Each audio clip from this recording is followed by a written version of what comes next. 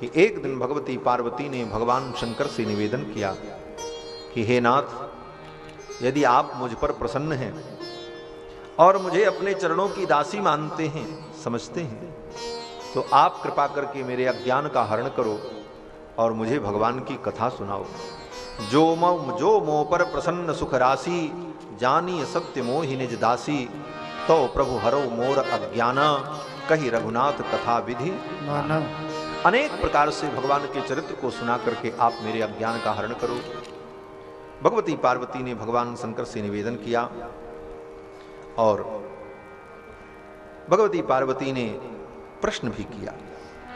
प्रश्न किया कि जो नृप तनयत ब्रह्म किम, अगर भगवान ब्रह्म है, राम जी पर ब्रह्म है, तो ये राजा के पुत्र कैसे हो सकते हैं? जो नृप तनयत ब्रह्म किम, और अगर वो ब्रह्म है तो नारी विरह मति भो, नारी के विरह में ऐसा विलाप करते हैं। ये विपरीत चरित्र है। एक तरफ तो ब्रह्म है और ब्रह्म तो ज्ञान स्वरूप है, ब्रह्म को ज्ञान स्वरूप कहा गया है। सभी दार्शनिकों ने परमात्मा को, ब्रह्म को ज्ञान स्वरूप ही कहा है। ऐसे ज्ञान स्वरूप ब्रह्म में इतना अज्ञान कि वो अपनी नारी के लिए रोए, ये तो विपरीत चरित्र है। लेकिन एक बात आपको बतावें कि विपरीत गुण का जो आश्रय होता है वही ब्रह्म होता है। परस्पर विरुद्ध गुणाश्रयत्वम ब्रह्मत्वम, परस्पर विरुद्ध गुणों का जो आश्रय होता है वो ब्रह्म होता है। ब्रह्म का यह भी एक लक्षण है। विरुद्ध गुण का मतलब जैसे ज्ञान और अज्ञान, ये दोनों परस्पर विरोधी गुण हैं। जहां ज्ञान होगा वहां अज्ञान नहीं होगा, जहां अज्ञान होगा वहां ज्ञान नहीं होगा। छोटा बड़ा, अणु और महान, जो अणु होगा वो महान नहीं होगा, जो महान होगा वो अणु नहीं होगा। जो कोमल होगा वो कठोर नहीं होगा, जो कठोर होगा वो कोमल नहीं होगा, क्योंकि ये परस्पर विरुद्ध गुण है। और परस्पर विरुद्ध गुण एक साथ किसी के अंदर नहीं रहते। हमारे आपके अंदर अगर कोमलता होगी तो कठोरता नहीं होगी, अगर कठोरता है तो कोमलता नहीं होगी। अगर हमारे आपके अंदर ज्ञान है तो अज्ञान नहीं होगा, और अगर अज्ञान है तो ज्ञान नहीं होगा। लेकिन भगवान की क्या विशेषता है, ब्रह्म की क्या विशेषता है? बोले ब्रह्म की विशेषता है कि ब्रह्म के अंदर परस्पर सारे विरुद्ध गुण एक ही काल में, एक ही समय में विद्यमान रहते हैं। वो विरुद्ध गुणों का भी आश्रय होता है। इसीलिए वेदों ने कहा कि अणोर अणीयान महतो महीयान, जो अणु से अणु है और महान से महान है, वो छोटा भी है और बड़ा भी है, और वो ज्ञानी भी है और अज्ञानी भी है। समय आने पर उसके अंदर अनंत ज्ञान दिखाई पड़ता है और समय आने पर अनंत अज्ञान भी दिखता। परस्पर अनेक विरुद्ध गुणों का वो आश्रय है। ब्रह्म परमात्मा अत्यंत कोमल भी हैं और कठोर भी हैं। कोमल कितने हैं? बोले कुसुम से भी ज्यादा कोमल है। दोनों उदाहरण एक साथ देख लो कि भगवान जब पुष्प वाटिका में पहुंचे, अगहन का महीना था, जनकपुर में जब पहुंचे अगहन का महीना था, और फूल तोड़ने में भगवान को पसीना हो रहा था। कितने कोमल है, विचार करना। अगहन के महीने में अच्छी खासी ठंडी पड़ती है, वो भी उत्तर भारत में, मिथिलांचल में, मिथिला में। और फूल तोड़ना कोई कठिन काम नहीं है, बहुत सरल काम है। एक बच्चा भी धीरे से फूल तोड़ सकता है, उसमें कोई परिश्रम नहीं है। लेकिन फूल तोड़ने में ठाकुर जी को पसीना हो रहा है। भाल तिलक श्रम बिंदु सुहाए। मिथिला की सखियों ने कहा कि काहे छूटल लिलार पर पसीना हो लाल, काहे छूटल लिलार पर पसीना। शरद के प्रभात रहे नाही दोपहरिया, और ना ही रहल जेठ के महीना हो लाल, काहे छूटल लिलार पर पसीना। जेठ का महीना नहीं था, शरद की प्रभात थी और आपके चेहरे पर पसीना। तो ये भगवान की कोमलता है, इतनी कोमलता, और इतनी कोमलता के साथ साथ भगवान में इतनी कठोरता भी है कि वज्र के समान जो धनुष है, उस धनुष को ठाकुर जी ने ऐसा उठा लिया कि कोई देख ही नहीं पाया, और कब तोड़ दिया पता भी नहीं चला। वज्र के समान धनुष को क्षण भर में ठाकुर ने तोड़ दिया, ये कठोरता भी। तो परस्पर जो विरुद्ध गुण हैं, वो गुण एक साथ एक समय में भगवान में विद्यमान रहते हैं, यही ब्रह्म की विशेषता है। पार्वती जी कहती हैं कि अगर वो राजा के पुत्र हैं तो ब्रह्म कैसे, और ब्रह्म तो ज्ञानी होता है, अगर वो ज्ञानी है तो फिर नारी के विरह में उनको भ्रम कैसा। ये कैसा चरित्र है। देख चरित महिमा सुनत भ्रमति बुद्ध अति। भगवान के इस चरित्र को देख करके मेरी बुद्धि भ्रमित हो जाती है। देखो, भगवान की लीला दो प्रकार की होती है, एक तो प्रबुद्ध लीला और एक विमुग्ध लीला। विमुग्ध लीला में भगवान अपने भक्तों को मोहित कर देते हैं, और प्रबुद्ध लीला में भगवान अपने भक्तों को प्रबोध प्रदान कर देते हैं। ये भगवान की ऐसी विमुग्ध लीला है कि पार्वती जी भगवान की इस लीला का स्मरण करके भ्रमित हो जाते हैं। पार्वती जी ने कहा, हे प्रभु, आप कृपा करके कथा श्रवण कराओ, जिससे मेरा संदेह दूर हो। और तब कर अस विमोह अब नाही, राम कथा पर रुचि मन माही। हे भोलेनाथ, आप संदेह मत करना, वो पहले जैसी मेरी मति अब नहीं है, मेरी रुचि है भगवान की कथा में, और आप कृपा करके कथा सुनाओ। गूढ़ तत्व न साधु दुरावही, अधिकारी आरत अधिकारी जहां पाऊं। अगर योग्य अधिकारी मिल जाता है तो श्रेष्ठ महापुरुष गूढ़ से गूढ़ तत्व को भी नहीं छिपाते हैं और प्रकट कर देते हैं।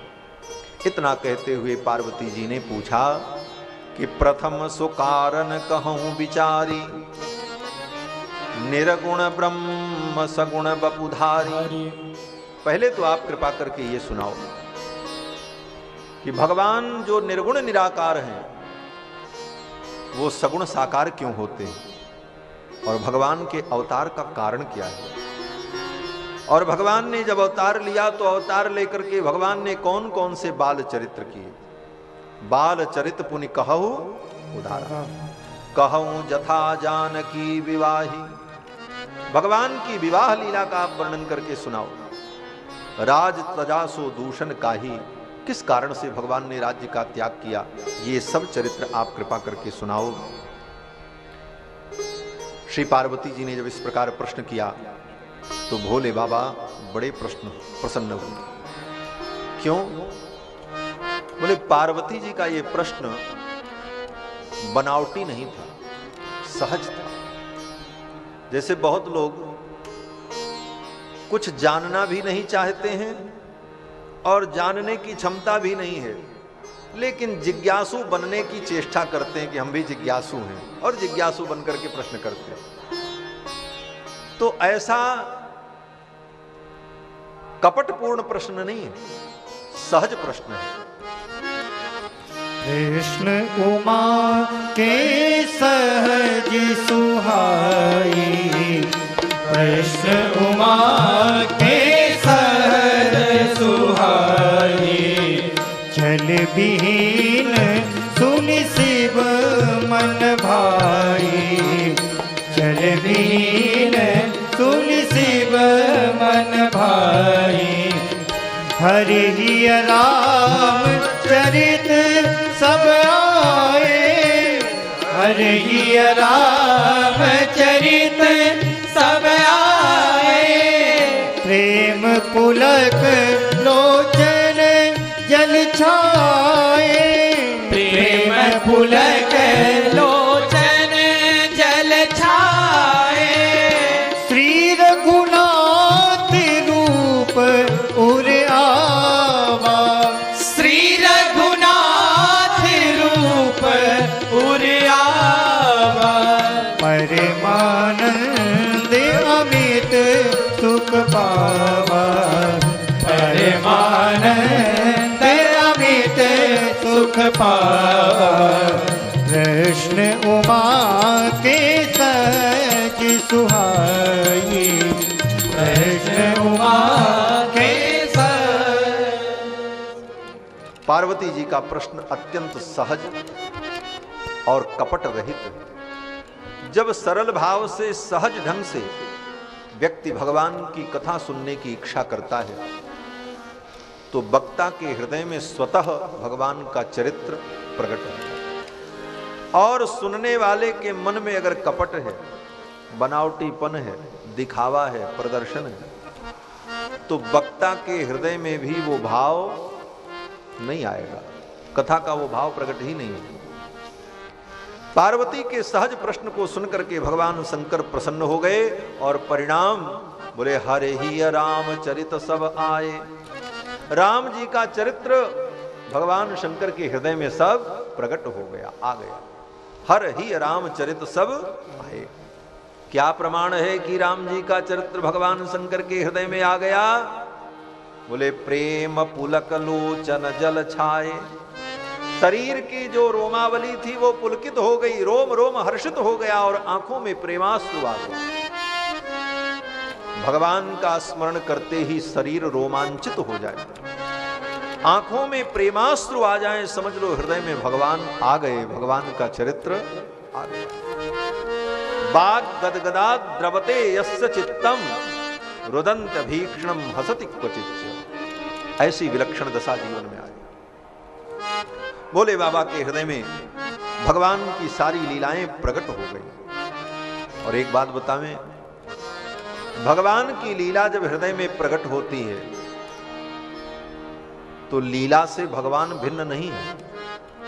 भगवान और भगवान की लीला में कोई अंतर नहीं है, भगवान ही हृदय में प्रकट हो जाता। इसीलिए अगली पंक्ति में गोस्वामी जी ने कहा श्री रघुनाथ रूप उर आवा। रघुनाथ जी का रूप ही भगवान के हृदय में आ गया, भोले बाबा के हृदय में। परमानंद अमित सुख पावा। परमानंद की अनुभूति भोले बाबा ने की, शंकर जी ने, और भोले बाबा को भाव समाधि लग गई। आंख बंद, हृदय में भगवान का दर्शन करने लगे। मगन ध्यान रस दंड जुगे पुनि मन बाहर कीन। मगन ध्यान रस दंड जुगे पुनि मन बाहर कीन। रघुपति चरित महेश तब हर्षित बरने लीन। रघुपति चरित महेश तब हर्षित बरने लीन। मगन ध्यान रस दंड जुग पुनि मन बाई। 2 दंड तक भोले बाबा तो ध्यान में ही बैठे रहे। अब ध्यान में ही बैठे रहेंगे तो कथा कैसे होगी? मन को उस ध्यान से हटाना पड़ेगा। पुनि मन बाहर हीन, मन को बाहर किया। क्यों? बोले स्वयं अगर डूबे रहेंगे तो कथा नहीं बोल पाएंगे। जैसे कोई व्यक्ति पानी में डुबकी लगा ले तो जिस समय वो डुबकी लगाएगा उस समय बोल नहीं पाएगा, और जिस समय वो बाहर निकल करके बोलेगा उस समय डूब नहीं सकता। तो भगवान के भाव में अगर डूब जाओगे तो बोल नहीं पाओगे। बोलने के लिए तो बाहर आना पड़ता, मन को बाहर करना पड़ता। भोले बाबा ने अपने मन को बाहर किया। पुनि मन बाहर कीन। रघुपति चरित महेश तब हर्षित बरनई लीन। भगवान के चरित्र का वर्णन करने लगे।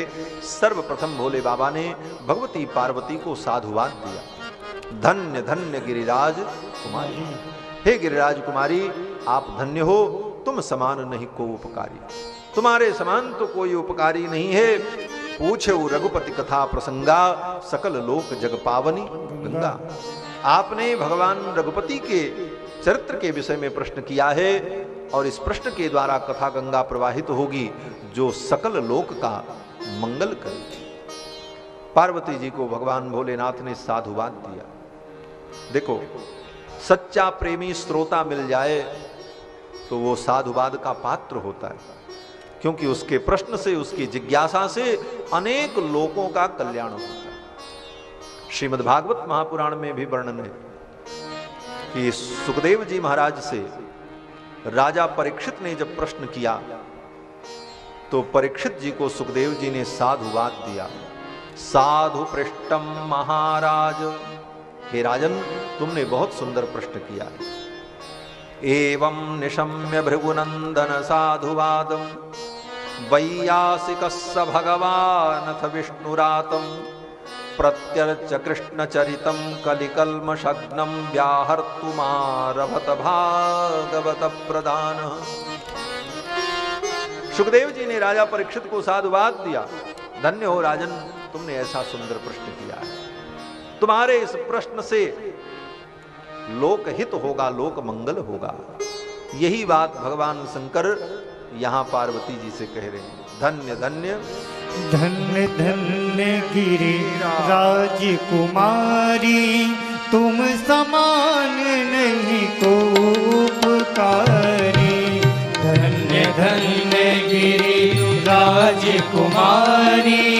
तुम समान नहीं को उपकारी। पूज्यहु रघुपति कथा प्रसंगा, सकल लोक जग पावन गंगा। पूज्यहु रघुपति कथा प्रसंगा, सकल लोक जग पावन गंगा। तुम रघुवीर चरण अनुरागी, कीन्हु प्रश्न जगत हित लागी। तुम रघुवीर चरण अनुरागी, कीन्हु प्रश्न जगत हित लागी। धन्य धन्य। भगवान शंकर ने भगवती पार्वती को धन्यवाद दिया और वर्णन करने लगे। सर्वप्रथम भगवान शिव ने कहा, देवी आपका प्रश्न तो बहुत सुंदर लगा, लेकिन आपकी एक बात हमको अच्छी नहीं लगी।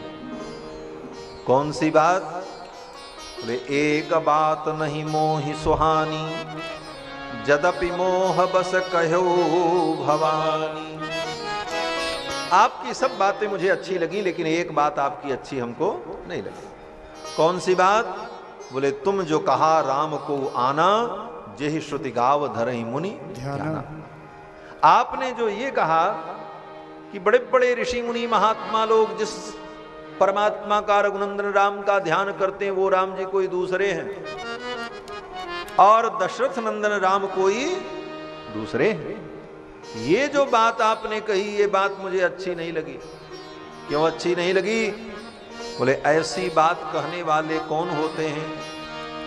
अब तो भगवान शंकर को थोड़ा रोष आ गया, और रोष में आकर के भगवान शंकर ने कहा कि कहीं सुनहि अस अधम नर, ग्रसे जे मोह पिशाच, और पाखंडी हरिपद विमुख जानहि झूठ न साच। ऐसी बात तो वो करते हैं जो पाखंडी हैं, जिनको सत्य और असत्य का ज्ञान नहीं है। अज्ञान रूपी पिशाच ने जिसको पकड़ लिया है, ऐसे लोग ऐसा कहते हैं। और इतने पर भी भोले बाबा का रोष कम नहीं हुआ। अब तो भोले बाबा और बोलने लगे। भोले बाबा ने कहा, वो लोग अज्ञानी हैं जो दशरथ नंदन राम को और परब्रह्म राम को अलग अलग मानते। अज्ञ अकोविद अंध अभागी, काई विषय मुकुर मन लागी, लंपट कपटी कुटिल बिसेखी, सपने संत सभा नहीं देखी। कहीं ते वेद असम्मत बानी, जिनके सूझ लाभ नहीं हानि, मुकुर मलिन अरु नयन विहीना, राम रूप देखें किम दीना। अरे वो तो अंधे हैं। इस प्रकार भगवान शिव ने बड़ी लंबी फटकार लगाई, और फिर भगवान शंकर कहते हैं कि जिन कृतमो महामोह मदपाना, तिन कर कहा करिय नहीं काना। ऐसा कहने वाले जो लोग हैं, वो मोह की मदिरा पी चुके हैं। जो भगवान परब्रह्म परमात्मा सच्चिदानंद अखिल कोटि ब्रह्मांड नायक हैं, वही भगवान श्री दशरथ नंदन राम हैं। जो निर्गुण निराकार ब्रह्म हैं, जिनको वेदों ने निर्गुण निराकार निर्विकार कहा, जिन परब्रह्म परमात्मा को वेदों ने अनंत कल्याण गुण निलय कहा, वही भगवान श्री दशरथ नंदन राम है। जिन परमात्मा को, ब्रह्म को वेदों ने कहा अपाद पाणो जवनो गृहीता, जो बिना पैर के चलता है, जो बिना हाथ के ही सब कुछ करता है, बिना मुख के ही जो बोलता है, वही परब्रह्म परमात्मा श्री दशरथ नंदन राम। भगवान शंकर कहते हैं कि बिनु पद चलई सुनई बिनु काना, और कर बिनु कर्म करई विधि नाना, आनन रहित सकल रस भोगी, बिनु बाणी बकता बड़ जोगी। ऐसे जो ब्रह्म परमात्मा हैं, जिनका गान वेदों ने किया है, जेहि इमे गावई वेद बुध, और जाहि धरई मुनि ध्यान, सोई दशरथ सुत भगत हित कौशलपति भगवान। वही परब्रह्म परमात्मा सच्चिदानंद सोई दशरथ सुत, वही दशरथ के पुत्र है। बोले महाराज, ऐसे ब्रह्म परमात्मा दशरथ जी के बेटा बन गए, क्यों? बोले भगत हित, अपने भक्तों के लिए। कौशलपति भगवान। भगवान शंकर के इन वचनों को सुनकर के पार्वती जी के मन में जो भ्रम था, वो भ्रम दूर हो गया। सुनी शिव के भ्रम भंजन बचना, और मिट गए सब कुतर्क के रचना। कुतर्क की जितनी रचनाएं थी वो सब मिट गईं, और मन का भ्रम दूर हो गया। और भगवान शंकर भगवती पार्वती को कथा सुनाने लगे। अब कथा सुनाते हुए भगवान शंकर कहते हैं, देवी आपने पूछा कि भगवान के अवतार का हेतु क्या है, भगवान अवतार क्यों लेते हैं? तो भगवान शंकर ने कहा, देवी भगवान के